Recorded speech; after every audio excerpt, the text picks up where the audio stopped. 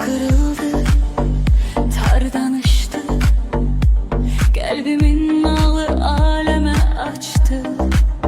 Gözlerde renkler, ses ahenk, bütün dünya işitsin bu nəğmeyi hənk.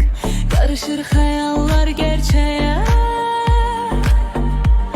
oku tar, geçmişe geleceğe, oku tar.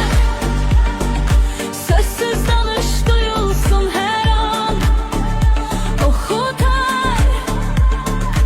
Ruhumuzu sar ucal dayan, oku tar. Her siminde bir dünya var, oku tar. Kalbimizde yaşayırmış bir gün sesi var.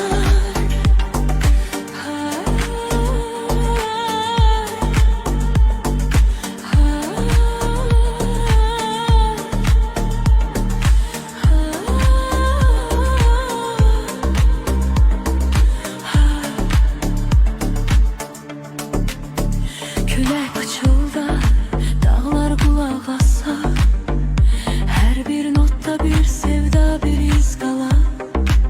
Şehri səhərlərdə, axşamın qaranlığında, hər nəfəsdə keçmişin izi var. Səslə keçmişi toxum gələr.